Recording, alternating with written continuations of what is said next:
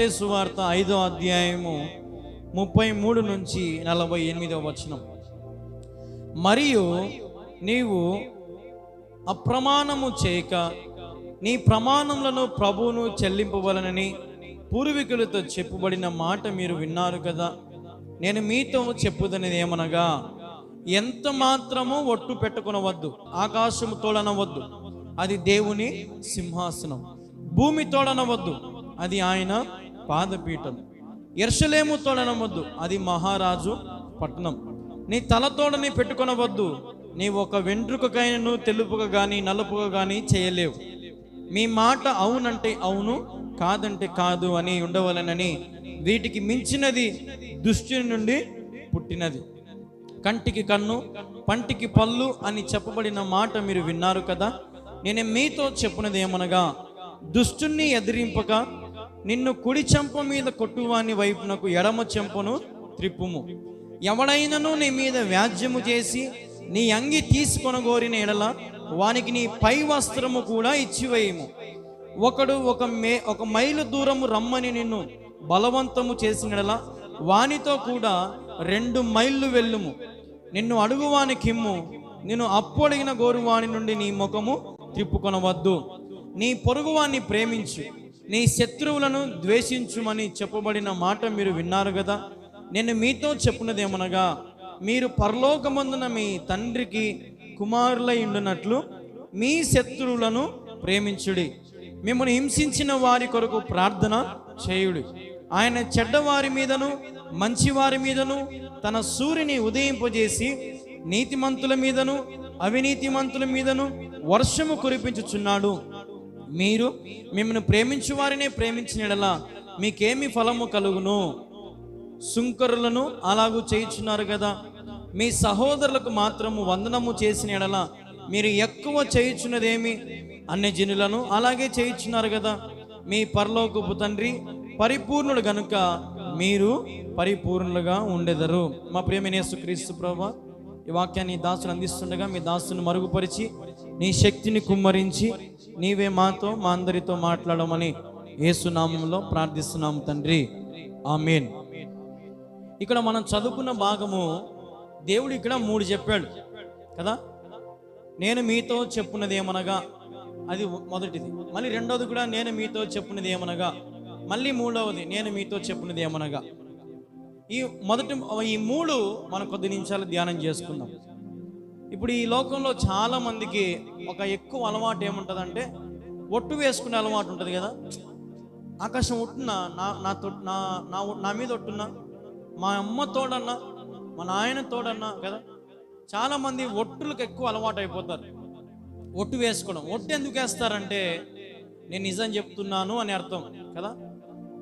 అబద్ధం చెప్పేవాడు ఒట్టు వేయడు.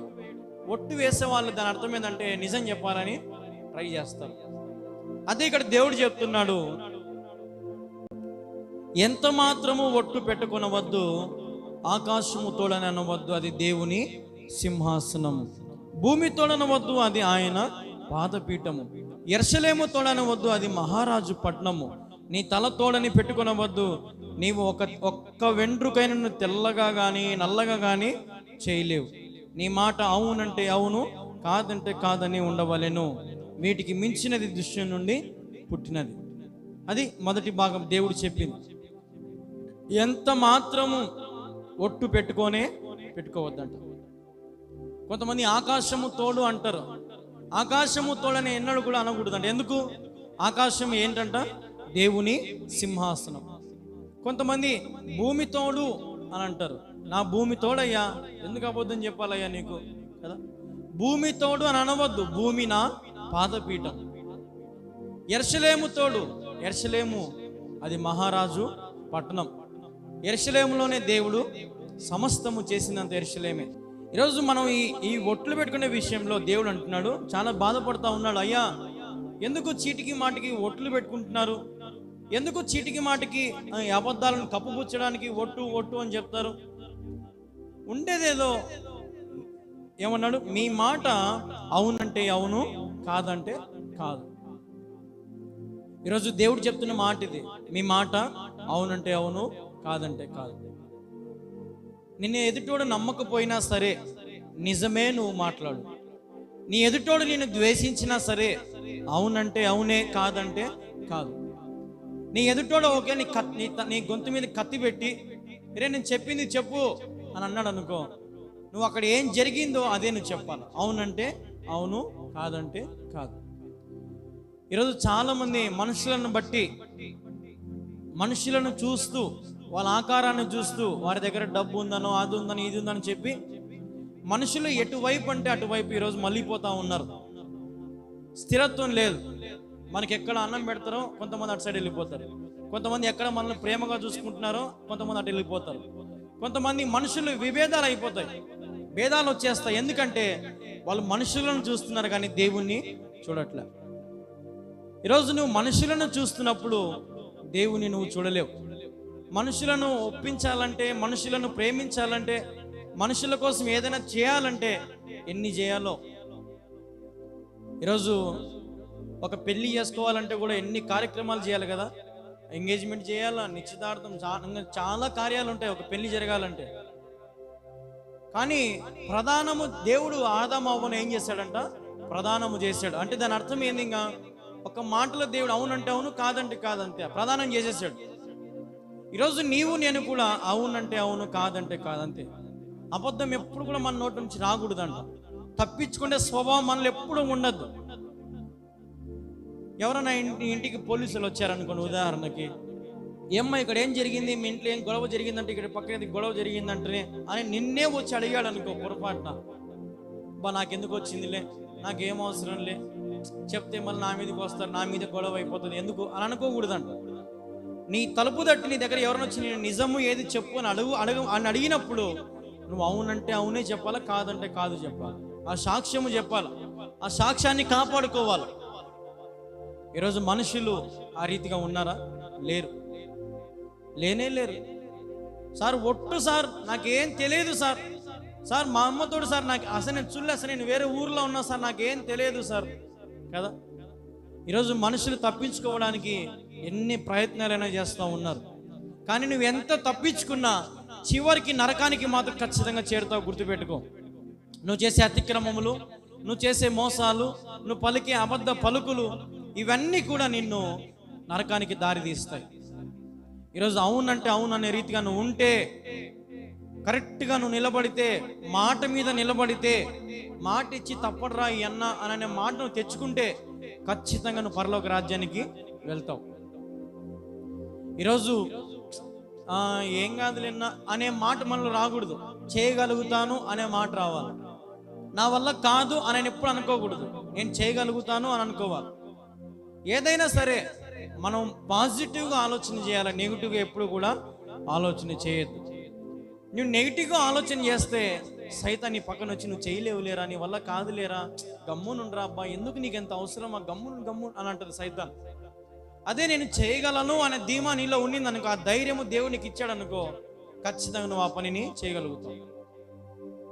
నువ్వు దేవుని విషయంలో దేవునికి ఎన్నడూ అబద్ధం చెప్పకుండా ప్రభుతో అవునంటే అవును, కాదంటే కాదనే రీతిగా నువ్వు ఉంటే అది నీకు మంచిది. ఒకరోజు ఒక సేవకుడు ఒక విశ్వాసికి ఫోన్ చేశాడంట. ఏమయ్యా విశ్వాసి, పలానా ఊరికి పోదాము, సువార్తకి రా, వస్తావా? వెళ్దాం. పాస్టర్ గారు నాకు ఆరోగ్యం బాగలేదండి, నాకు ఆరోగ్యం బాగలేదు, నేను ఇంట్లోనే పడుకొని ఉన్నానండి, నా పరిస్థితి ఏం బాగలేదండి, అర్థం చేసుకోండి పాస్టర్ గారు, మీరే వెళ్ళిరండి పాస్టర్ గారు అన్నాడంట. సరే నాయన, ఓపెన్గా చెప్పేసినావు, లేక రాలేనని డైరెక్ట్గా చెప్పినావు, మంచిదిలే నాయన, ఎంత మంచి బిడ్డవరా నువ్వు అని సేవకుడు పొగిడాడంట. సేవకుడు అంతా రెడీ అయినాడు, బ్యాగ్ వేసుకున్నాడు, సువార్త కోసం పోతా ఉంటే ఆ రోడ్డు మీద పోయేటప్పుడు ఈ విశ్వాసకి ఒక వ్యాపారం ఉంది. ఆ వ్యాపారం దగ్గర పోతుంటే ఈ ఫోన్లో చెప్పిన వ్యక్తి అక్కడ వ్యాపారం చేసుకుంటూ ఉన్నాడు. పాస్టర్తో ఏం చెప్పినాడు? నాకు జ్వరం వస్తుంది, నాకు ఆరోగ్యం బాగాలేదు, ఇంటి దగ్గర పడుకొని ఉన్నా అని అన్నాడు. కానీ ఈ సేవకుడు సడన్గా చూసేసరికి ఆడ వ్యాపారం చేసుకుంటా, నవ్వుకుంటూ, వాళ్ళ పని చేసుకుంటూ, డబ్బు మీద ఆశపడి ఆ పని చేసుకుంటా ఉన్నాడు. ఈ సేవకుడు డైరెక్ట్గా పోయాడు. నాయనా, ఇన్ని రోజులు నీకు వాక్యం చెప్పినా, ఇన్ని రోజులు నీకు సందేశాలు ఇచ్చి వర్తమానాలు చెప్పి మారండి అయ్యా, అవునంటే అవును, కాదంటే కాదనే రీతిగా బ్రతకండి అయ్యా అని ఎన్నిసార్లు చెప్పినా నువ్వేంటయ్యా ఇట్లా చేసావు, రాలేనని చెప్పు, డైరెక్ట్ తప్పేముంది, ఎందుకు అన్ని అబద్ధాలు చెప్పాలా, ఏమంత అవసరం వచ్చింది, నేనేమైనా పొడుస్తానా, నేనేమైనా చంపుతానా, రాలేను అయ్యగారు అని చెప్తే అయిపోతుంది కదా, ఎందుకు ఇన్ని అబద్ధాలు చెప్పాలి, అబద్ధాలు చెప్తే నరకానికి పోతావు బాబు, అర్థం చేసుకో, ఇప్పటి నుంచి అయినా అవునంటే అవును, కాదంటే కాదు. నేను ఎవరొచ్చి ఏదడిగినా సరే, నీ పరిస్థితిలో ఏదైనా సరే, ఎక్కడున్నా సరే, అవునంటే అవును, కాదంటే కాదు. ఒకరోజు నేను కొంతమందిని ఇళ్ళమ్మని పిలిచడానికి వెళ్ళా, నా పుట్టినరోజు సందర్భంగానే ఏదో మొత్తానికి అయితే ఇళ్ళమ్మని పిలిచడానికి వెళ్తే ఆ బ్రదర్ కళ్యాణ్ బాబు, తమ్ముడు నీకోసం ఖచ్చితంగా వస్తాను, ఈరోజు ఖచ్చితంగా వస్తాం రా, ఈరోజు ఖచ్చితంగా వస్తాం. నేను అనుకున్న, అబ్బో ఖచ్చితంగా వస్తారంట, అయితే ఇంకా అన్నం గిన్నం ఏం తక్కువ రాకుండా చూసుకోవాలా, బాగా చేయాలా, అన్ని ఏర్పాటు చేయాలని చెప్పి బాగా నేను ఏసరత్నం అన్న పోయి కూర తీసుకొని వచ్చి చేసి రెడీ చేసి పెడితే ఈ వస్తావన వాళ్ళంతా ఒక్కరు రాలే. రెగ్యులర్గా సంఘానికి వచ్చే వాళ్ళు మాత్రమే కొంతమంది వచ్చినారు, మా బంధువులు దేవుడి సౌటపల్లి దగ్గర నుంచి వచ్చినారు. అనుకున్న, ఏంది ఇల్లు ఇంత అబద్ధ పలుకులు పలకాలన్నా, రానంటే పోతుంది కదా, దేవుని సొమ్ము వ్యర్థం కదా, మనసులో ఒకటి పెట్టుకొని పైకి ఒకటి పెట్టుకొని వస్తాం పదాన్ని ఎలా అన్నారు వీళ్ళు. ఈరోజు ఆ స్థితి మనలో ఉంది. మనం కూడా చాలాసార్లు ఊరికే ఏమండి మా పెళ్ళికి రండి అంటే ఎవరైనా వచ్చి మన ఇంటికి ఎవరైనా పెళ్ళికి పిలిచారని వస్తాం పక్క అని అంటారు, కానీ పోరు కదా, అబద్ధాలు చెప్తారు, వస్తాం పక్క. ఆయన ఈరోజు మా పిల్లోంది పుట్టినరోజు ఉంది, ఆయన అందరు రాండి, కుటుంబంగా రాండి అంటే కుటుంబం అంతా వస్తాం అంటారు, కానీ పోయే దేవుడు ఒక్కడే. అబద్ధాలు. దేవుడు చెప్పేది అదే, అవునంటే అవును, కాదంటే కాదనే రీతిగా ఉండు. వస్తా అంటే వస్తాను, రానంటే రానను. అది ఏదైనా, ఎంత స్థితి అయినా, ఎంత దూరమైనా సరే, నిన్ను ఎవరైనా చంపినా కూడా నా జీవితం అవునంటే అవును, కాదంటే కాదు, అంతే. అబద్ధం చెప్పను, మోసం చేయను, కాదని ఏది అనను, నా శక్తి ఉన్నంత వరకు, నాకు బలం ఉన్నంత వరకు నేను చేస్తాను అని చెప్పు. అది దేవుడిచ్చే ఆశీర్వాదం, అది దేవుడు చెప్పిన మాట. ఒట్టు పెట్టుకుంటున్నావేమో. కొంతమంది ఏరా వస్తావు కదా ఖచ్చితంగా అంటే, ఖచ్చితంగా వస్తారా, అమ్మతోడు నీ దగ్గర రాకుండా ఎవరి దగ్గరకు వస్తారా అని అంటారు. ఒట్లు పెట్టుకుంటారు కొంతమంది, కొన్ని చిన్న చిన్న విషయాలకు ఒట్లు పెట్టుకుంటారు. దేవుడు అంటున్నాడు, నువ్వు ఒట్టు పెట్టుకోవద్దు, ఏది అవసరం లేదు, అవునంటే అవును, కాదంటే కాదు. ఒకవేళ కాదన్నావు అనుకో, ఉదాహరణకి కొంతమంది అనుకుంటా అంటారు మనసులో, ఇప్పుడు ఎవరన్నా పెళ్ళికి ఇంటికి వచ్చి పిలిచినారు, మేము రాలేంపో అని అంటే వాళ్ళు ఫీల్ అవుతారు కదన్నా, ఎట్లా మరి పరిస్థితి. కానీ నువ్వు రాలేని డైరెక్ట్గా చెప్పొద్దు. ఆ రోజు నీ పని ఏంది, నీ పరిస్థితి ఏంది, నువ్వు ఎక్కడికి పోతున్నావు. ఒకవేళ దేవుని చిత్తం అయితే వస్తాను అని చెప్పు, అది మంచిది. అంటే నువ్వు ఎదుటోనే గుచ్చే రీతిగా మాట్లాడద్దు ఎప్పుడు కూడా. ఒకవేళ నువ్వు పోలేవు, ఒకవేళ ఆ ఫంక్షన్కి నువ్వు వెళ్ళలేవు, ఒకవేళ నువ్వు ఏదో ఒక దానికి నువ్వు అటెండ్ కాలేకపోతా ఉన్నావు, నువ్వేం చెప్పాలంటే, నాకు ఆ రోజు కొంచెం చిన్న వర్క్ ఉందయ్యా, చూద్దాం, దేవుని చిత్తం అయితే ఖచ్చితంగా వస్తాలే, కానీ చెప్పలేను, నాకైతే చాలా పనులు ఉన్నాయి, దేవుని చిత్తం అయితే వస్తా అని చెప్పాలి. డైరెక్ట్ వాడు పత్రిక ఇస్తానే, దేవుడు అవును అంటే అవును అన్నాడు, కాదంటే కాదన్నాడు కదా, అయితే నేను రాలేను పో అనొద్దు, అది మంచిది కాదు. అప్పుడు వాని మనసు ఏమవుతుందా, ఎదుటి వాడిని గాయపడుతుంది. చూడబ్బా, పత్రిక తెచ్చి ఇచ్చినాము, ఆయన ఫంక్షన్కి రానని చెప్పినాము, మకాన్ని రాలేను పో అన్నారు అని అనుకుంటారు. ఈరోజు నీ మాట తీరు ఎదుటి వాడిని బాధ పెడుతుందేమో ఆలోచన చేయి. ఎదుటివాడిని బాధ పెడితే నువ్వు సాధించేది ఏదీ లేదు. ఊరికే ఏమవుతుందంటే విభేదాలు వస్తాయి, గొడవలు వస్తాయి. వాడు జుర్రా పెద్ద పోయి పిలిచినా వాడిని, వాడు పలకలే, వాడిని అసలు వాడితో నేను మాట్లాడను, వాడి జోలికే నేను పోను అని అంటారు. అదే నువ్వు అవునంటే అవును, కాదంటే కాదని రీతిగా ఉంటే నేను ప్రేమిస్తాను కానీ ఎవరు ద్వేషించరు.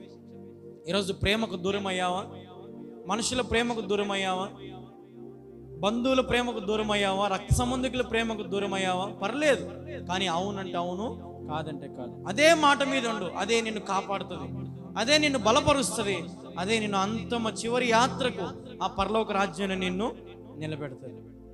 తర్వాత ఆ కింద రెండవది చూస్తే, నేను మీతో చెప్పున్నది ఏమనగా, దుష్టుని ఎదిరింపక నిన్ను కుడి చెంప మీద కొట్టువాని వైపును ఎడమ చెంప కూడా త్రిప్పుము. ఎవడైనను నిన్ను వ్యాజ్యము చేసి నీ అంగి తీసుకుని కోరిన ఎడల వానికి నీ పై వస్త్రము కూడా ఇచ్చివేయము. ఒకడు 1 మైలు దూరం రమ్మని నిన్ను బలవంతము చేసిన ఎడల వానితో కూడా 2 మైళ్ళు వెళ్ళుము. నిన్ను అడుగువానికి ఇమ్ము, నిన్ను అప్పుడు గోరువాని నుండి నీ ముఖము త్రిప్పుకొనవద్దు. ఇక్కడ దేవుడు 3 చెప్పినాడు. ఈ రెండో దాంట్లో ఏం చెప్పినాడు? నిన్ను ఎవరైనా కుడి చెంప మీద కొడితే వెంటనే నువ్వు చేయాల్సిన పని ఏంటంటే, కొట్టండి అయ్యా కొట్టండి అని ఎడమ చెంప కూడా చూపించే శక్తి, ధైర్యం నీలో రావాలి. యేసు ప్రభు నీలో ఉంటే నిజంగా రోషం అనేది కానీ ఏవి ఉండవు. మనుషుల మీద ప్రేమ అనేదే ఉంటుంది.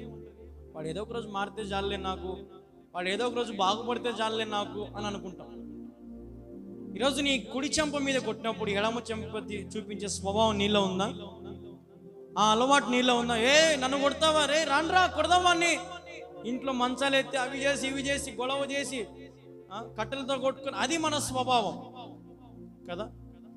ఈరోజు దేవుని బిడ్డవైతే, నువ్వు నిజంగా దేవుని ప్రేమిస్తున్న వాడివైతే, నువ్వు నిజంగా దేవుడి నీ సొంత రక్షకునిగా నువ్వు అంగీకరించిన వాడివైతే, ఒక చెంప కొడితే ఇంకొక చెంప చూపి. దాని అర్థం ఏంటంటే, ఒక చెంప కొడితే చెంప మీద కొట్టినప్పుడే కాదు. ఉదాహరణకి నేను ఎవడన్నా వచ్చి నేను బాధ పెట్టాడు అనుకో. ఉదాహరణకి ఇప్పుడు ఈ మందిరం ఉందనుకోండి అమ్మా, ఈ మందిరానికి ఎవరో దారిన పోయి కొంతమంది గొడవ చేయడానికి వచ్చి ఈ మందిరం లైట్లు ఫ్యాన్లు అవి ఇవి పొలగొట్టి సౌండ్ బాక్స్ అన్ని పొలగొట్టేసి వెళ్ళిపోయినారు అనుకోండి, రచ్చరచ్చ చేసి వెళ్ళిపోయారు అనుకోండి. నేనేం చేయాలంటే వాళ్ళ మీద కోపడకూడదు, కేసులు పెట్టకూడదు, వాళ్ళ మీద ఏం చేయకూడదు. అయ్యా క్రీస్తు ప్రేమను బట్టి నేను క్షమిస్తున్నానయ్యా, ఇంకా మీరు ఏమైనా చేసుకోండి, కానీ మీరు ఇవన్నీ ఎన్ని చేసినా కూడా నాలో వాక్యం మాత్రము ఆగిపోతుంది కదా. కుడి చెంప కొడితే ఎడచెంప చెప్పిన అదే అంటే దెబ్బకు ఎదురు దెబ్బ. ఎదుటోడు మనకు కొడుతున్నాడంటే మనం వాని ఎదుటోడిని ప్రేమతో కొట్టాలి కానీ ద్వేషంతో కొట్టద్దు. వాడిని పలకరించాల, మళ్ళా వాని జోలికి వెళ్ళాలా. వాడు నామోషితో ఉంటాడు, అయ్యో ఆ రోజు కళ్యాణ్ని నేను అవి చేసిన ఇవి చేసిన అటు చేసిన ఇటు చేసిన నామోషితో ఉంటాడు, అలిగి ఉంటాడు, సిగ్గుపడుతూ ఉంటాడు, తలెత్తుకోలేని బతుకుంటాడు. అందరూ వచ్చా కేంద్ర నీ బతుకు మందిరం జోలికి పోయినా అని అంటూ ఉంటారు. అప్పుడు నువ్వేం చేయాలో, పోయి ప్రేమతో మాట్లాడాలి, ప్రేమతో కలుసుకోవాలా, ప్రేమతో నువ్వు ఆహ్వానిస్తే మళ్ళీ ఏదో ఒక రోజు ఒక హృదయంలో పుడుతుంది. ఈరోజు ఆ స్థితి, ఎదుటోడు నీ చెంప మీద కొట్టినప్పుడు ఎడమ చెంప చూపించే గుణం నీకుందా? అది ఏ స్థితి అయినా, ఎంత పరిస్థితి అయినా, అది ఎలాంటి పరిస్థితిలో నువ్వు ఉన్నా, నేను ఎదుటోడు కొట్టినప్పుడు అణిగిపోయే అలవాటు నీకుందా? లేదంటే ఎగిరెగిరి పడే అలవాటు నీకుందా? ఆలోచన చేయి. ఈరోజు ఎగిరెగిరి పడుతున్న వాళ్ళందరూ కూడా పతనం అయిపోతూ ఉన్నారు కదా. ఎగిరెగిరి ఎగిరి ఎగిరి ఎగిరి నేను నేను నేను నేను నేను నేను అన్న వాళ్ళందరూ కూడా, దేవుడు నువ్వా నువ్వా నాయన ఉండు ఉండు ఉండు ఉండు ఒక్క మొట్టికే చాలరా నీకు అంటున్నాడు దేవుడు. ఈరోజు నువ్వు ఎంత ఎగురుతున్నావో అంత స్థితికి నువ్వు పడిపోతావు, గుర్తుపెట్టుకో. అదే రీతిగా దేవుడు అంటున్నాడు, ఆ కింద వచనమే, ఆ 2వ వచనమే, ఎవడైనను నీ మీద వ్యాజ్యము చేసి నీ అంగి తీసుకుని ఎడల వానికి నీ పై వస్త్రం కూడా ఇచ్చివేయి. కొంతమంది మంచి మంచి షర్ట్ వేసుకొని ఉన్నాం అనుకోండి, మంచి సొక్క వేసుకుంటారు, కొంతమంది మంచి చీర కట్టుకొని ఉంటారు, పోయి ఎగతాళి చేస్తారు, అబ్బా భలే ఉందే నీ సొక్క భలే ఉందే బాబా అని నీతో వ్యాజ్యం ఆడతా, కొత్త పెళ్లి కొడుకు మాదిరి ఉండవే, అది ఇదే నేను ఎగతాళి చేస్తా. కొంతమంది వ్యాజ్యం ఆడతా, నీ షర్ట్ని అట్టడి చించుతూ ఉంటారు, కొంతమంది లాగుతా చేస్తా అట్టడి చేస్తూ ఉంటారు. అప్పుడు నువ్వేం చేయాలంట, నా సక్క మీద చేయిది నలిగిపోతుంది అది ఇది నువ్వు అనకూడదు. నువ్వేమనాలంట, నీకు చక్కగా నీకు నచ్చింది కదా తీసుకో. దాంతోపాటు దేవుడు ఏమన్నాడు, పై వస్త్రం కూడా తీసివేయి. అంటే లోపల బనేన్ ఉంటుంది కదా, బనేన్ కూడా ఇస్తాడు మోకాన్ని కూడా. వాని పాపానవుడు పోతాడు. నీతో వ్యాజ్యమాడు వాణిని నువ్వు చేయాల్సింది ఏంటంటే, మాటలతో కాకుండా క్రియ రూపంలో వానికి దెబ్బ కొట్టాలి. అది దేవుడు నీకు నేర్పిస్తున్న ప్రేమ. నీతో వ్యాజ్యం ఆడేవాళ్ళు, వ్యాజ్యం అంటే కొంతమంది కామెడీగా ఎగతాళిగా ఎక్కిరించే వాళ్ళు, మనల్ని హేళన చేసే వాళ్ళు కొంతమంది ఉంటారు. వారిని మనం ఏం చేయాలంట, వాడు మన మీద వ్యాజ్యం ఆడితే మనం ఎగతాళి చేస్తే, నీ సక్క బలు ఉంది అన్నాడు అనుకో, ఈ సక్క ఇచ్చేలా పై లోపల బని అని కూడా వానికి ఇసిరి పారేయాలి. వేయము అని ఉంటుంది చూడండి, కింద ఆ మాట ఉంటుంది, వేయము. చూడండి ఆ మాట చదవండి ఒకసారి. నీ పై వస్త్రం కూడా ఇచ్చి వేయము. వేయము. ఇప్పుడు మనం బట్టలు ఏం చేస్తామమ్మా, బట్టలు ఇప్పిన బట్టలు ఏం చేస్తాము, వేయము కదా, అట్లా వేసేస్తాం అంతే కదా. బట్టలు అట్లా వేసేస్తాం, అట్లా వేయాలంట మనం కూడా. మనల్ని ఎవరైనా ఎగతాళి చేస్తే మనం పట్టించుకోవద్దు, పక్కన పెట్టాలి. వాడు పనికి రాడు, వాడు పనికి మాలోడు అని చెప్పి మనం వాడిని పక్కన పెట్టాలి. వాడు ఎగతాళి చేస్తున్నాడు కదా, వాడు నవ్విపిస్తున్నాడు కదా, వాడు నన్నే మనకు నవ్వుకుంటూ వాడు నన్నే ఎక్కిరిస్తున్నాడు, వాడు నన్నే నాతో గోమ్మడు అని నువ్వు అనుకుంటా ఉన్నావు అనుకో, నువ్వు కూడా వానితో పాపం చేసిన దానివే, నువ్వు కూడా వానితో పాపం చేసిన వాడివే. నీతో వాడు వ్యాజ్యం ఆడితే ఆ నుంచి పక్కకు పంతే వానితో నీ సాంగత్యము చేయదు. అది దేవుడు చెప్తున్న రెండో మాట. మూడో మాట ఏంటంటే, ఒకడు 1 మైలు దూరం రమ్మని నేను బలవంతం చేసిన వానితో కూడా 2 మైలులు వెళ్ళు. ఎవరన్నా నేను కొంతమంది రా నాతో పరిగెత్తు, నువ్వు నా అంత స్థితికి రాలేవు, నా అంత ఉన్నత స్థితికి పోలేవు, నేను నీకంటే గొప్ప అని అంటూ ఉంటారు కొంతమంది. రా చూద్దాం నీ సంగతి ఉంది నా సంగతి ఉంది అంటే నువ్వేమనాలి అప్పుడు? వాడు నిన్ను 1 మైలు 1 కిలోమీటర్ పరిగెత్తమనడానికి ఉదాహరణకి నువ్వేం చేయాలంట? 2 కిలోమీటర్లు పరిగెత్తి చూపించాలి. ఆ శక్తి ఉందా? ఆ బలం ఉందా? మరి ఆడన్నా 1 కిలోమీటరే పరిగెత్తలేము, 2 కిలోమీటర్లు ఆడ పరిగెత్తుతామన్నా కదా. దేవుడు అంటున్నాడు, ఎదుటోడు నిన్ను పరీక్ష పెడితే ఆ పరీక్షలో నీకు మార్కులు డబల్ రావాలా. నువ్వు పెద్ద ప్రార్థన పరురాలు అని నువ్వు ప్రార్థన చేసే స్వస్థత అవుతుందా అని కొంతమంది ఎగతాళి చేసినప్పుడు నువ్వేం చేయాలా? నేను చేస్తే కాదులే అని పక్కకు పోకూడదు. నువ్వు నిజంగా ప్రార్థనా పరురాలు అయితే, ప్రార్థనా పరుడు అయితే ప్రార్థన చేసి అక్కడ స్వస్థత కార్యము చేయాలి. చేసినప్పుడు ఏమవుతుంది అమ్మా? వాడు ఎదుటోడు అన్నవాడు ఏమవుతాడు? నోరు మూసుకుంటాడు కదా, అయ్యయ్యో అనవసరంగా అన్నానే అయ్యో అని నోరు మూసుకుంటాడు. వాడు నిన్ను హేళన చేసినప్పుడు ఆ హేళనకు నువ్వు వానికి ఆ నోరు ఊపించే టాలెంట్ దేవునికి ఇచ్చాడు. నువ్వు వాని కోసం ఏం చేయాలంట? వాడు నీ 1 ఛాలెంజ్ చేస్తే నువ్వు వానికి 2 ఛాలెంజ్లు విసిరాలి. వాడు కిలోమీటర్ పరిగెత్తుదాం పదా అంటే నువ్వు 2 కిలోమీటర్లు పరిగెత్తాలి. వాడు అది చేద్దాం పట్టు అంటే నువ్వు వానికంటే ఎక్కువ చేయాలి. ఈరోజు ఆ స్థితి నీలో ఉందా? చేయగలుగుతున్నావా? ఎదుటోడు నేను పరీక్షించినప్పుడు ఆ పరీక్షలో ఓడిపోతున్నావా, పాస్ అవుతున్నావా? ఎదుటోడు నిన్ను హేళన చేసినప్పుడు, ఎదుటోడు నిన్ను కించపరిచినప్పుడు నువ్వు పాస్ అవుతున్నావా, ఫెయిల్ అవుతున్నావా? ఆలోచన చేయి. అది జ్ఞాపకం ఉంచుకుని. అదే దాని కింద చూస్తే, నిన్ను అడుగువానికి ఇమ్ము, నిన్ను అప్పడుగువా గోరిన వాని నుండి నీ ముఖము త్రిప్పుకొనవద్దు. నిన్ను అడుగువానికి ఇమ్ము. నేను ఎవరైనా కొంతమంది అడుగుతారు, అయ్యా అన్నం పెట్టండి, అయ్యా ఒక 10 రూపాయలు సహాయం చేయి, అయ్యా ఒక 100 రూపాయలు సహాయం చేయి, లేదంటే అమ్మ నాకు కొంచెం బట్టలు లేవు, కొంచెం నాకు ఏదైనా ఇప్పిన పాత బట్టలు ఏమైనా ఉంటే ఇస్తావా కదా. కొంతమంది వస్తూ ఉంటారు. నేను ఎవరన్నా ఏదైనా అడిగినప్పుడు నీ ముఖం అంట త్రిప్పుకోవద్దంట. మరి ఏది అడిగినా నీ ముఖముగా త్రిప్పుకోవద్దంట. ముఖము తిప్పుకొని కొంతమంది పక్కన తిట్టుకుంటూ ఉంటారు, వారిని నానా బూతులు తిట్టుకుంటూ ఉంటారు. నీ పని పాట లేదు, అది ఇది ఎందుకు వచ్చినాడు అది తిట్టుకుంటూ ఉంటారు. కానీ దేవుడు చెప్తున్న మాట ఏంటంటే, నీవు నిన్ను ఎవరైనా నేను అడిగితే అప్పడిగినా ఏదడిగినా సరే నీ ముఖము తిప్పుకోవద్దు. నీకు కలిగిన దాంట్లో మనకి, నీ దగ్గర 100 రూపాయలు ఉందనుకోండి అమ్మా, వాడు వచ్చి నిన్ను 50 రూపాయలు అడిగాడు అనుకోండి, అయ్యా తమ్ముడు నా దగ్గర 50 రూపాయలు లేదురా నాయన, ఇది 10 తీసుకోరా అని చెప్పి ఇవ్వాలి ప్రేమతో. కొంతమంది ఆ 10 కూడా పోనీయరు, కూడబెట్టాలా కష్టపెట్టాలా సుఖపెట్టాలని ఆ 10 కూడా సహాయం చేసే గుణం ఉండదు. ఈరోజు సహాయము లేని గుణము, కనికరము లేని గుణం అది దేవుని కృప కాదు, దేవుని బిడ్డ కూడా కాదు. ఈరోజు నీలో కనికరం ఉండాలి, నీలో ప్రేమ ఉండాలి, నీలో దయ ఉండాలా, నీలో ఆయన కృప ఉండాలి. ఆ కృపగల దేవుడు నీలో ఉంటే, నీలో కృప లేకపోతే ఎలా? ఒక రాజుకి ఏం గుణం ఉంటుందంటే, ఆ రాజుని ఎవరైనా మెప్పించారనుకో, ఆ రాజుకి ఎవరికైనా సహాయం చేయాలనిపించింది అనుకో, డబ్బు కానీ బంగారు కానీ ఇచ్చేస్తాడు. ఒకవేళ రాజు చచ్చిపోయాక కొడుకు రాజు అవుతాడు. ఆ కొడుకు కూడా ఏం చేస్తాడమ్మా? దాన ధర్మాలే చేస్తాడు. బుద్ధి వేరేదేం బుద్ధి ఉండదు. నువ్వు కూడా అంతే. మనం దేవుని కుమార్తెలం.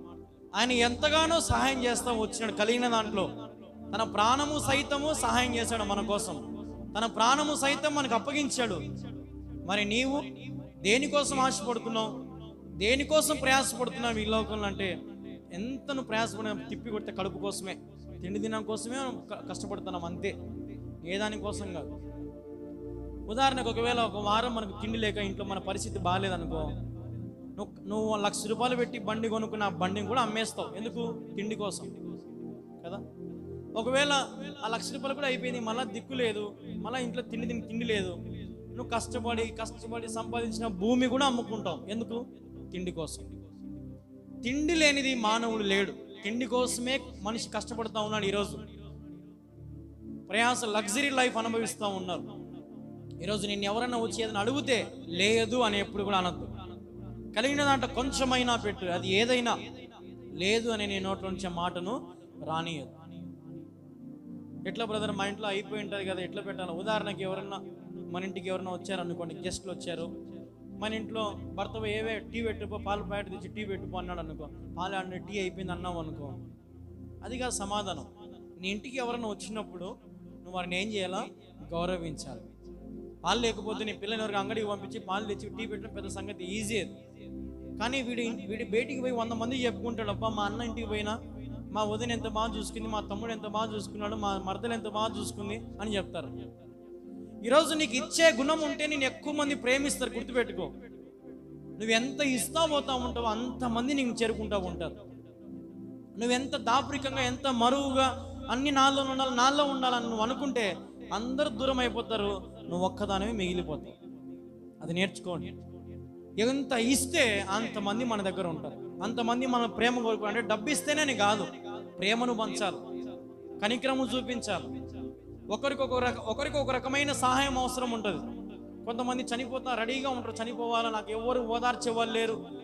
ఆ సమయంలో నువ్వు అవ్వాలా, పోయి నువ్వు చేసే తప్పేం అవసరం, ఆలోచన చేయి, నీకు పిల్లలు ఉన్నారు, భర్త ఉన్నాడు, సరే ఏదైనా ఓర్చుకో అని చెప్తే అది కూడా ఒక సహాయమే, అది కూడా ఒక దయనే. ఆ దయ కనికరం నీలో ఉందా? వాళ్ళు ఏం అడుగుతున్నారో అడగక ముందే దేవుడు నీకు ఏమి ఇచ్చాడంట? సమస్తము నీకు ఇచ్చాడు కదా. అడగక మునిపే దేవుడు నీకు భూలోకానంతా నీకు స్వాస్థ్యంగా ఇచ్చేశాడు ఆయన.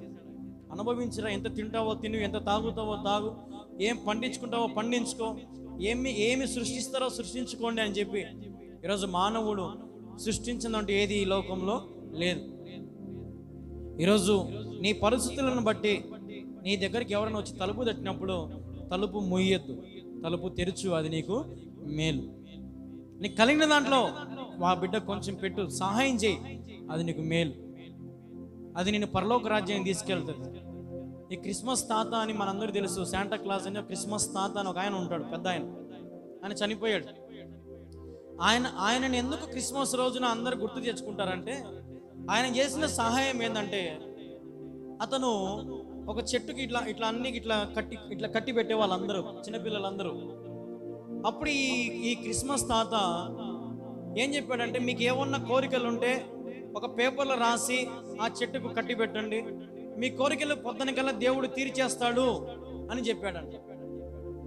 సరే, దేవుడు నిజంగా తీరుస్తాడేమో చూద్దాము అని ఈ కోరికలన్నీ రాసి, ఎవరికి ఏ కోరిక ఉంటే ఆ కోరిక రాసి ఆ చెట్టుకు తగిలిచ్చారు.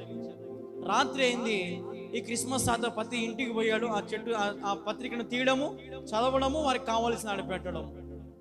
అట్లా ఒక రాత్రిలో, ఆ క్రిస్మస్ ఒక్క రాత్రిలో అనేక మందికి, ఆ దేశ ప్రజలందరికీ సహాయం చేశాడంట. అతని చేసింది ఒక్క సహాయమే, అందరికీ సహాయం చేశాడు అంతే.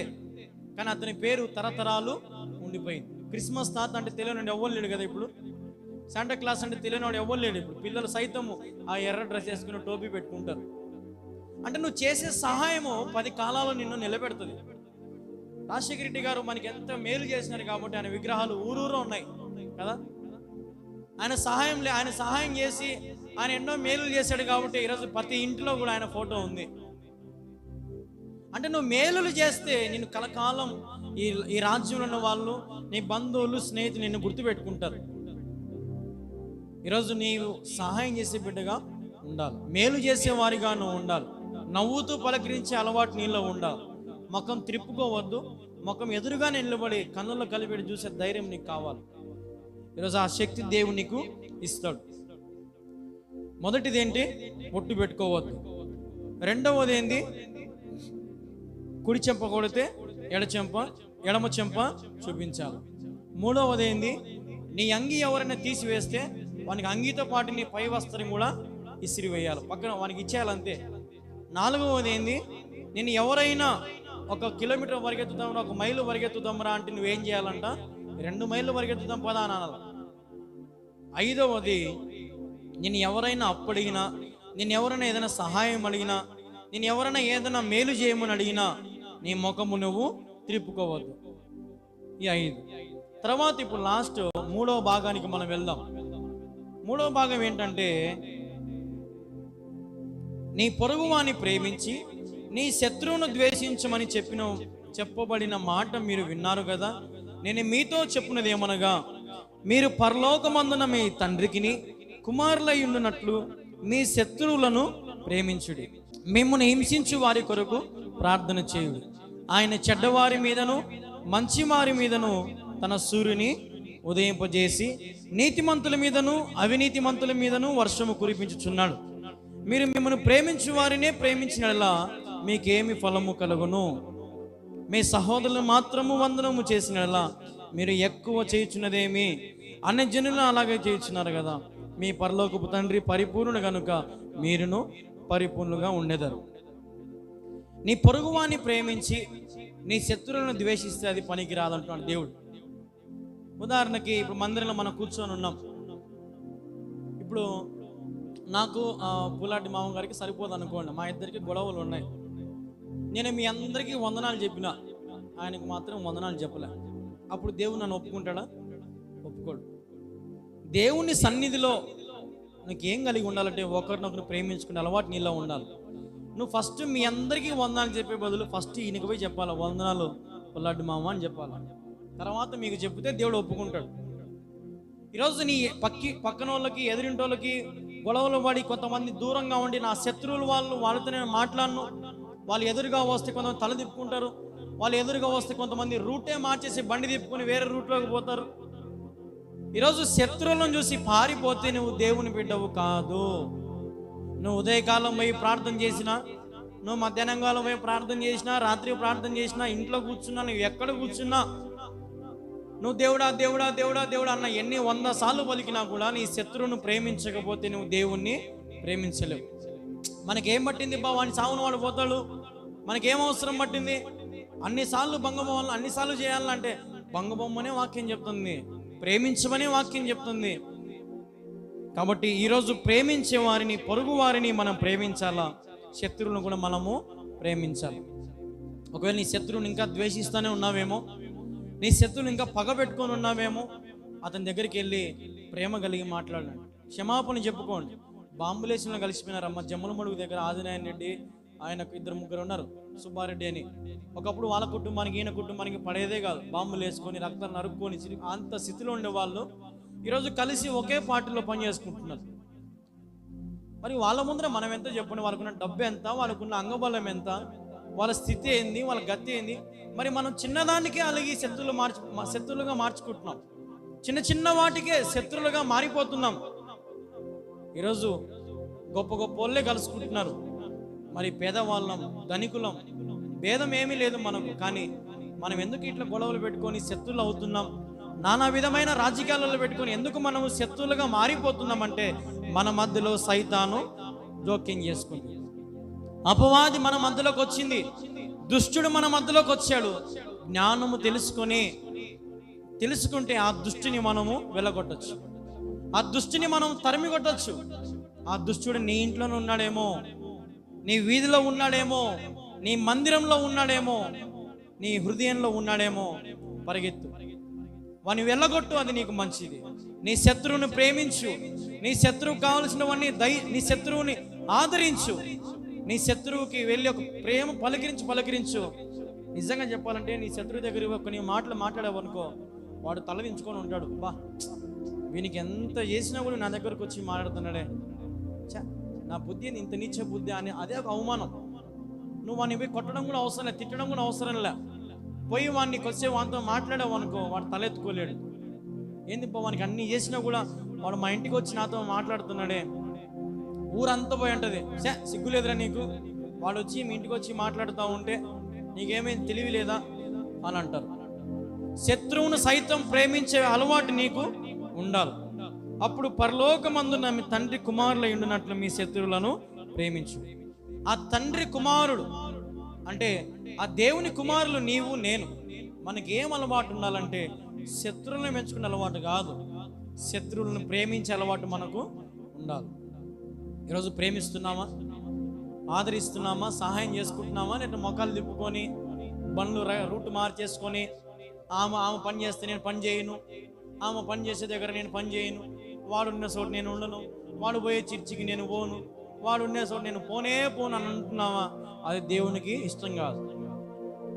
నువ్వు ఎవరిని ప్రేమిస్తున్నావో వారిని ప్రేమించడం గొప్ప సంగతి కాదు, నీ శత్రువులను ప్రేమించడము గొప్ప సంగతి.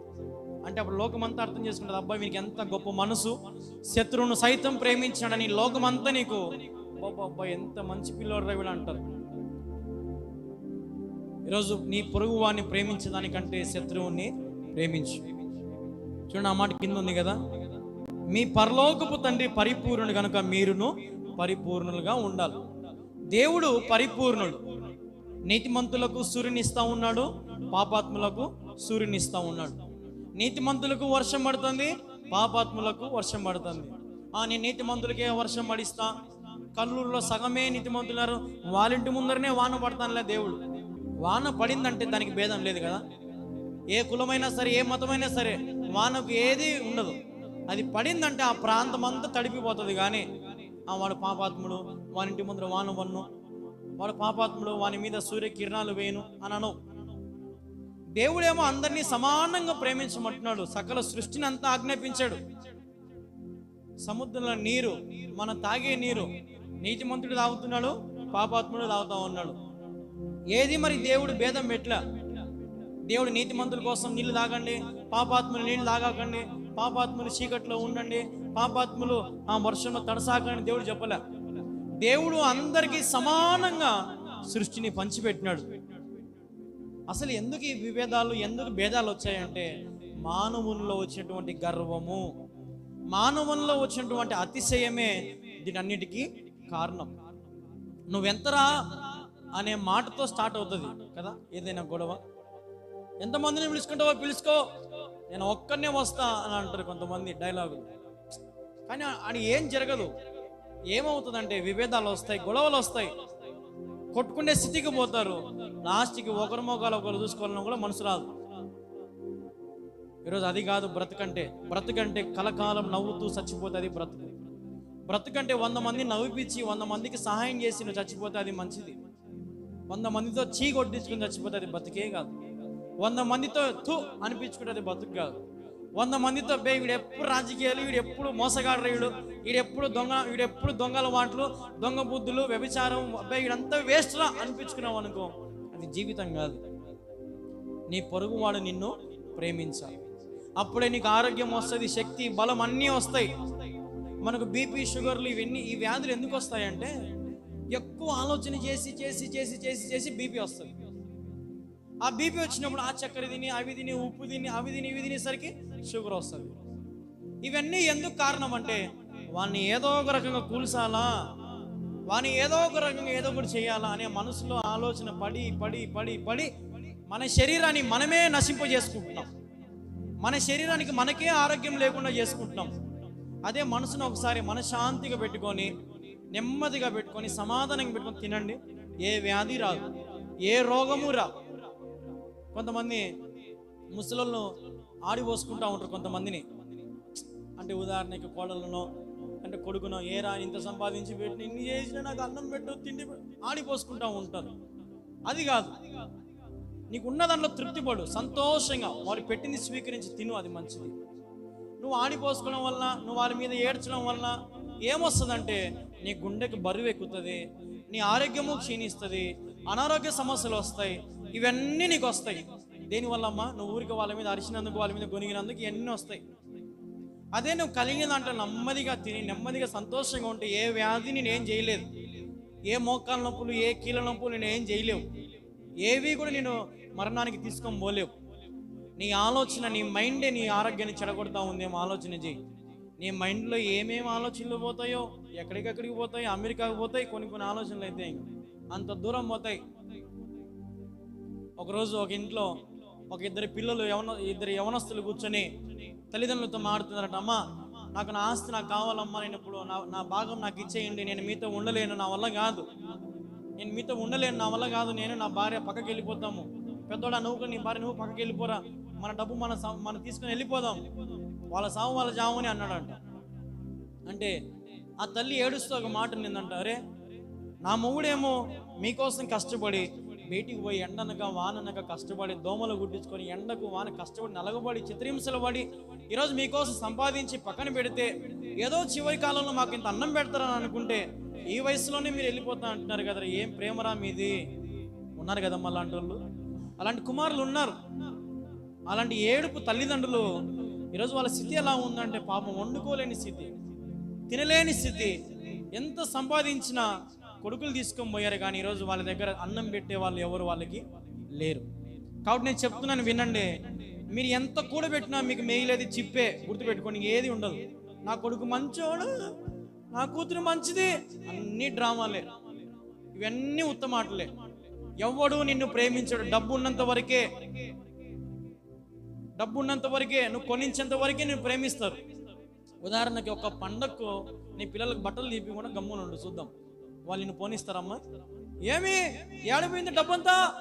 ఎంత సంపాదించినావు? అందరు డబ్బులంతా బట్టలు వేసుకుంటే నాకు బట్టలు తీపివే అని చెప్పి వాడు అలిగి వాడు అర్థం చేసుకోడు. ఒరే మా అమ్మలో పరిస్థితి బాగలేదు కదా, మా నాయన పరిస్థితి బాగలేదు కదా అని అర్థం చేసుకోడు. చూడండి, ఒక చిన్న బట్టలు తీపిని లేకపోతేనే కొడుకు కూతుర్లు ఒప్పుకోలేరు ఈ కాలంలో. మరి నీకు రేపు వాళ్ళు అన్నం పెడతారా? వాళ్ళు రేపు మరి నీకు నువ్వేమో ఆదివారం పూట కూడా పనికి పోతావు వాళ్ళ కోసం, డబ్బు సంపాదించి కూడి పెట్టాలా, అవి కొనాలా ఇవి కొనాలని. దేవుని సమయం ఇవ్వకుండా. అందుకే చెప్తున్నాను, వినండి. మీ సమయాన్ని దేవునికి ఇవ్వండి. ఎక్కువ కష్టపడద్దు, ఎక్కువ నలగబడద్దు, సంపాదించాలి కూడి పెట్టాలని ఆ తలంపే వద్దు. ఈ రోజుటికి రేపుకుందా చాలు. వానికి కష్టం విలువ నేర్పి, వాని సుఖపెట్టే విలువ నేర్పి ఆకు. వానికి కష్టం నేర్పి, పనికి పంపి, వాని చదువుకోమను, మంచి పొజిషన్కి వెళ్ళమను. దానికోసం ఎంతైనా ఖర్చు పెట్టు. కానీ అల్లరి చిల్లరి వాటికి, ఉదాహరణకి మన ఊర్లో రేపు బ్యాండ్ ఉంది, నేను బ్యాండ్కి డ్యాన్స్ చేస్తాను, నాకు 1000 రూపాయలు అంటే నువ్వు 1000 ఆకు వానికి. అది చిల్లరతో పని, అది చిల్లర పని. అది నువ్వు 1000 ఇచ్చినా అది బురదలో పోసినట్టే. అమ్మా నేను పలానా డ్యాన్స్ ప్రోగ్రామ్ పెడుతున్నా ఊర్లో, అందరూ వచ్చారు, నాకు ఒక 500 ఇచ్చినావు అనుకో, వేస్ట్. రే అది మంచిది కాదు. అడిగిపోతే పాపం, అది దేవుడు ఒప్పుకోడు. చదువుకోపోరా, నీకు ఎంత కావాలంటే అంత ఇస్తా. మనం నాకు ఇస్తేనే అన్నాడు అనుకో, మన హాస్టల్ జరిపి అంతే. వాడిని దూరంగా పెట్టు, కష్టపెట్టు వాడిని. వాడు ఎంత కష్టపడితే అంత ప్రయోజకుడు అవుతాడు. నీ మీద ఆధారపడ్డు. ఈరోజు కొంతమంది తల్లిదండ్రులు ఏం ఆలోచన చేస్తారంటే, నా పిల్లలు నా మీదనే అనుకొని ఉండాలా, నా పిల్లలు నేను చెప్పినట్టే వినాలి, నా పిల్లలకు నేను ఏం చెప్తే అది. కాలం మారిపోయింది, నువ్వు చెప్పినట్టు వినరు. ఇప్పుడు కాలం మారిపోయింది, నువ్వు చెప్పింది అసలు ఎవరు వినరు. కాలం ఎప్పుడో మారిపోయింది. కాబట్టి నీ సమయాన్ని ఇప్పటి నుంచి దేవునిలో పెట్టు. నీ సంపాదన నీ దేనికోసం ప్రయాసపడి కూడిపెట్టేదానికంటే నీ దేవుని సన్నిధిలో నాటుకో. దేవుడు నీకు సమస్త ఆహారాన్ని నీకు తృప్తినిస్తాడు. దేవుడు ఏ కొదవ చేయడు, దేవుడు ఏది కూడా చేయడు.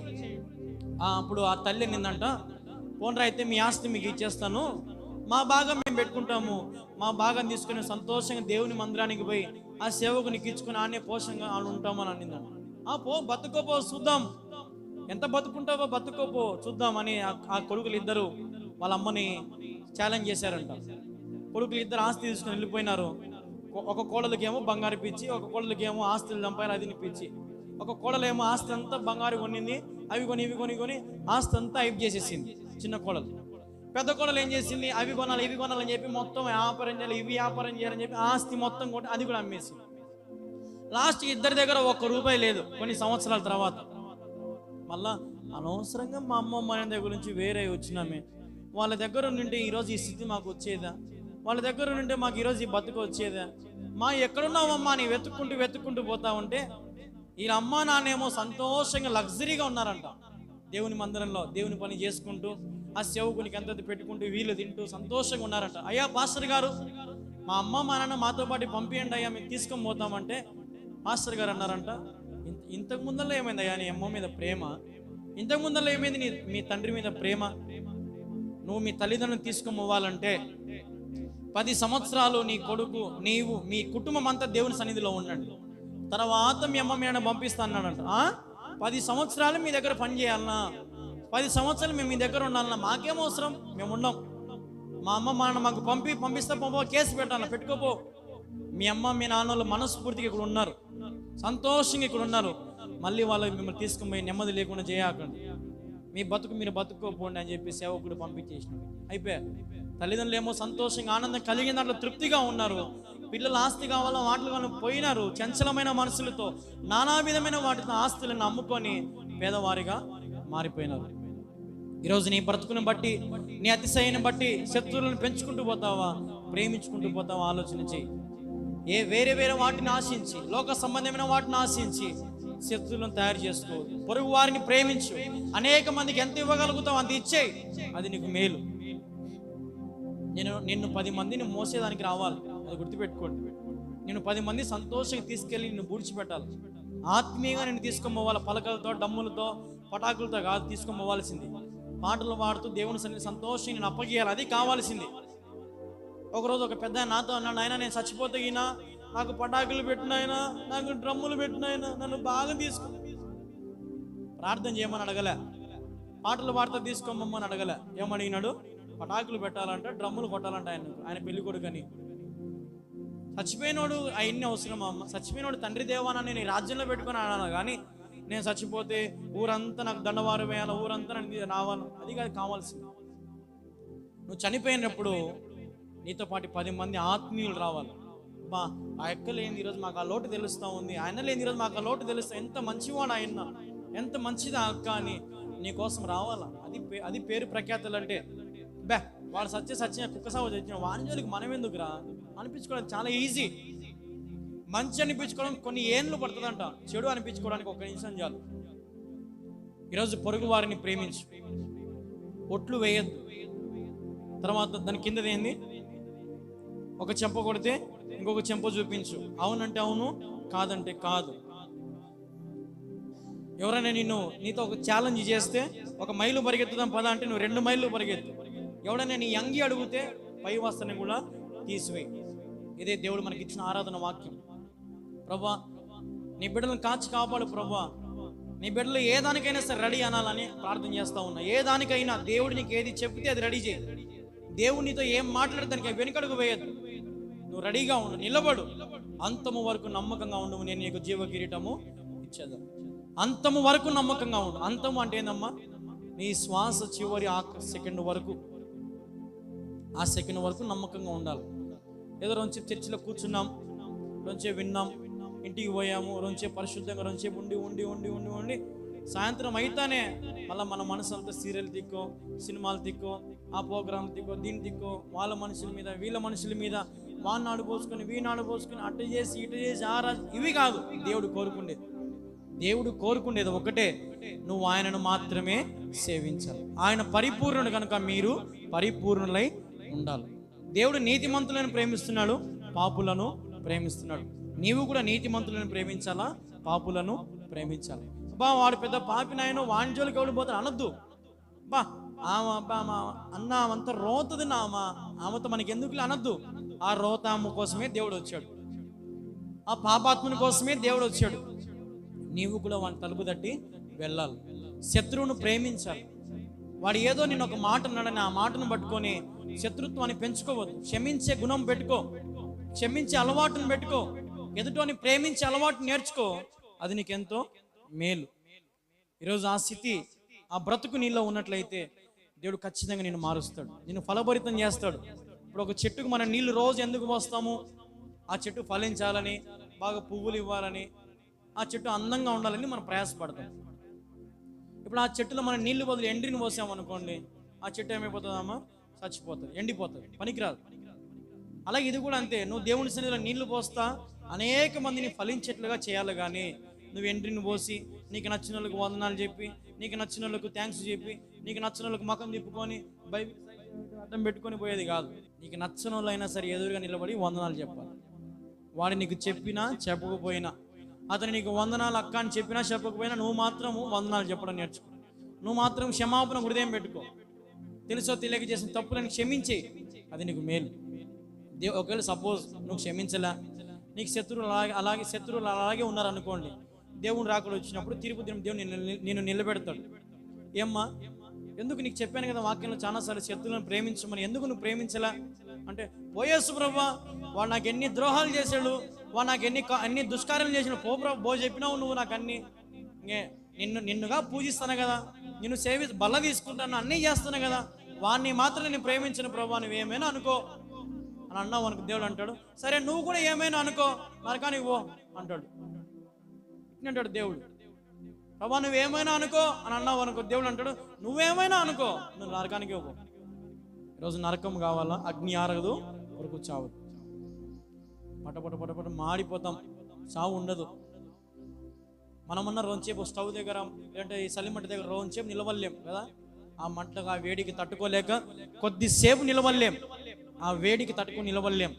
అలాంటిది మరి నరకంలో అగ్ని ఆరదు, పురుగు చావదు. ఉండేది మనం 5 అడుగులు 6 అడుగులు ఉంటాం. మనం పడితే బయటికి వస్తాం కూడా రాలేం, ఏగిపోతూ ఉంటాం. ప్రభా కాపాడు తండ్రి క్షమించని ఎంతో మంది అడుగుతూ ఉంటారంట దేవుని నరకంలో. కానీ దేవుని చెవు అటువైపు పోనీయడంట. కాబట్టి నీవు నరకంలో పడితే ఘోరమైన చావు చేస్తావు. ఈ లోకంలో చావు చేస్తావు, నరకంలో మళ్ళా చావు చేస్తావు. 2 మరణాలు ఉంటాయి మనిషికి. ఒక మరణము లోకంలో అయితే, ఇంకొక మరణము దేవుని దగ్గర.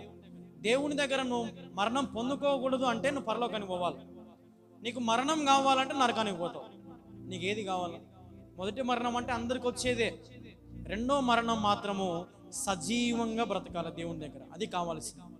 ఈరోజు పొరుగువాని ప్రేమించు, శత్రువులను సైతం ప్రేమించు, ఒకరినొకరిని ప్రేమించుకోండి. కుడి చెంప కొడితే ఎడమ చెంప చూపించు, పై వస్త్రం అడిగితే నీ పై అంగీని అడిగితే పై వస్త్రాన్ని అప్పగించి దేనికి నువ్వు అడుగువేయదు. నీ ఇంటికి ఎవరైనా వచ్చి తలుపు తట్టి అయ్యా నాకు సహాయం చేయి అంటే సహాయం చేయి. నా దగ్గర లేదు నువ్వు పోయి రాపో అని గదురుకోవడం పెద్ద ఈజీనే. కానీ ఒకవేళ అక్కడ నిజంగా యేసుప్రభు వచ్చాడేమో, దేవదూత వచ్చిందేమో, ఆలోచన చేయి. నీ ఇంటి తలుపు ఒకసారి దేవుడే వచ్చి తడతాడు, నువ్వు తలుపు తీయకుండా. ఒకరోజు ఒక ఇంట్లో అందరు కుటుంబం అంతా హాల్లో కింద పరపేసుకుని ఏసీ వేసుకుని సినిమా చూస్తూ ఉన్నారంట. కొత్త సినిమా పెట్టుకుని చూస్తూ ఉన్నారంట. ఈ సేవకునికి మందిరంలో కూర్చొని సేవకులు ప్రార్థన చేసుకుంటూ ఉన్నాడు మందిరంలో. దేవుడేమో ఫలానా వాళ్ళ ఇంటికి పోని దేవుడు ప్రేరేపిస్తున్నాడంట. సరే ప్రభా నువ్వు చెప్పినావు కదా పోతా అని చెప్పి బ్యాగ్ వేసుకున్నాడంట, నడుచుకుంటూ పోతా ఉన్నాడు. వాళ్ళ వీధి ఎంటర్ అయితేనే సినిమా పాటలన్నీ గట్టిగా వినపడుతుందంట. వీధిలోకి రాగానే ఓయబ్బా ఈ వీధి అంతా గలీజ్ ఏరియా ఉన్నట్టుంది, నా బిడ్డలు ఒక్కరే మంచోళ్ళు, నా చర్చికి వచ్చే వాళ్ళు ఒక్కరే మంచోళ్ళు, ఎంత బాగా ఖచ్చితంగా వాళ్ళు ఈ వీధిలో బాగా ఉంటారు అని అనుకుంటా పోతా ఉన్నాడు ఆయన ఈ సేవకుడు. పోయే కొద్దీ సౌండ్ ఇంకా బాగా వినపడుతుంది. ఇంటికి పోయేసరికి డోర్ వేస్తుంది. సరే ఏమైనా పక్కింటోళ్ళు ఏమైనా పెట్టుకున్నారేమోలే అని చెప్పి డోర్ కొట్టాడంట. అసలు ఎవరు పలకలే. డోర్ కొట్టాడంటే ఎవరు పలకలే. సడన్గా ఏంది ఎవరు డోర్ అటు తీసేసరికి అమ్మ నాయన బిడ్డలు అందరూ అనుకుని టీవీ చూస్తూ ఉన్నారు.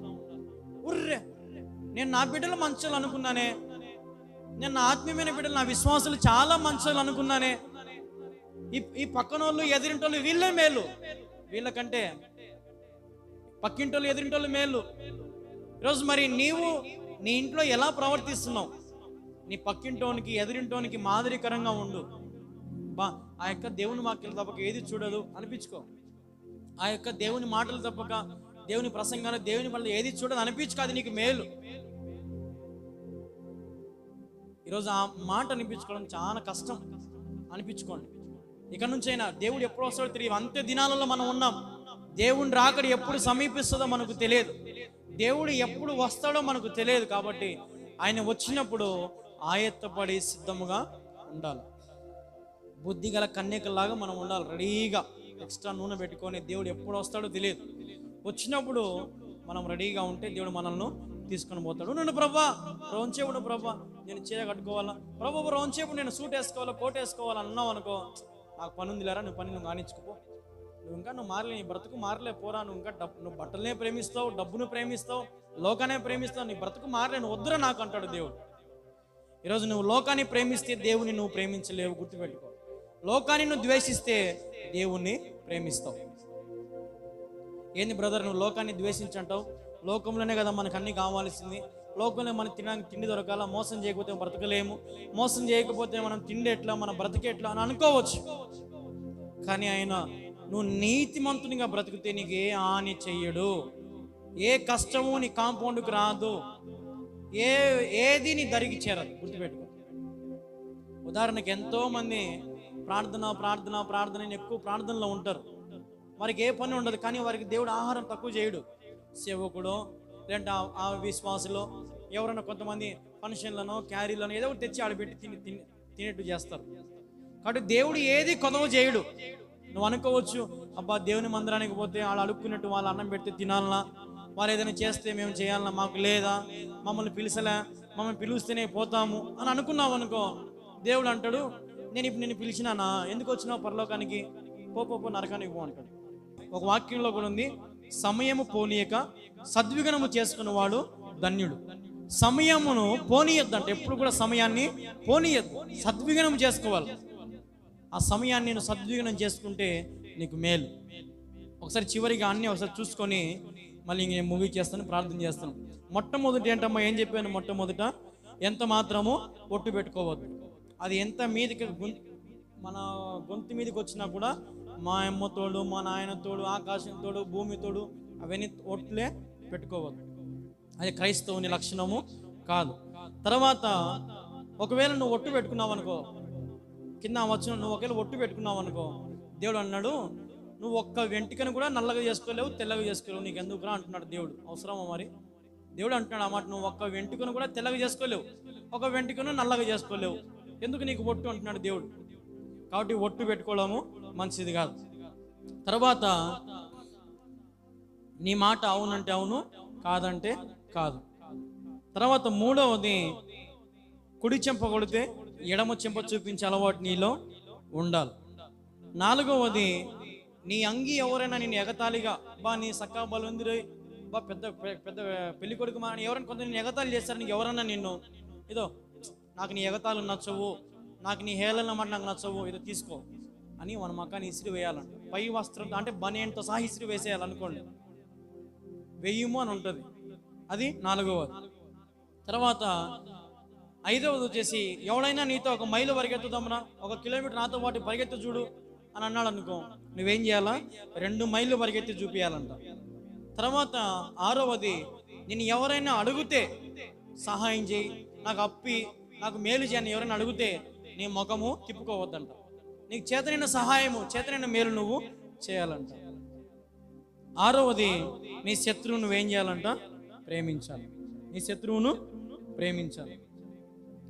తర్వాత ఏడవది ఏంటంటే చివరిది, నీ పరలోకపు తండ్రి పరిపూర్ణమైనట్టు మీరు కూడా పరిపూర్ణలై ఉండాలి. పరిపూర్ణత అంటే రెడీ టు హెవెన్. ఇప్పుడు మనం బస్సు ఎక్కేటప్పుడు చింపిరి గుడ్డలు అన్నీ వేసుకొని బస్సు ఎక్కుతామా? నీట్గా రెడీ అయ్యి బస్సు ఎక్కుతామా? నీట్గా రెడీ అయ్యి పౌడర్ పూసుకొని, జుట్టు దూక్కొని, మంచి చీర కట్టుకొని, మంచి షర్టు ప్యాంట్ వేసుకొని బస్సు దగ్గర నిలబడతాం. ఎందుకు? మన ప్రయాణము బాగా వెళ్ళాలని కదా. అలాగే నువ్వు రెడీగా ఉండాలి. దేవుడు ఏదో ఒక రోజు మన ఊరికి బస్సు పంపిస్తాడు, పరలోకానికి వెళ్ళే బస్సు. ఆ బస్సును రెడీగా సిద్ధపడి ఎక్కాల. ఒకసారి బస్సు వెళ్ళిపోయింది అనుకో, ఇంకా బస్సు మళ్ళీ ఆగదు. ఆ బస్సు డ్రైవర్ దేవుడే. నువ్వు దాన్ని రెడీగా ఉండాలి. ఆ బస్సు రాకముందే బస్ స్టాండ్లో రెడీగా నిలబడుకొని ఉండాలి. నిలబడుకొని యేసు ప్రభురా నేను నీ రాజ్యానికి రావాల ప్రభు అని జ్ఞాపకం ఉంచుకో ప్రభు అని దేవుని వేడుకుంటుంటే ఆయన రాజ్యానికి నువ్వు పోతావు. ఇది ఈరోజు దేవుడు మనతో మాట్లాడిన మాటలు. దేవుడు ఈ మాటలు దీవించి ఆశీర్వదించును గాక. ఆమేన్.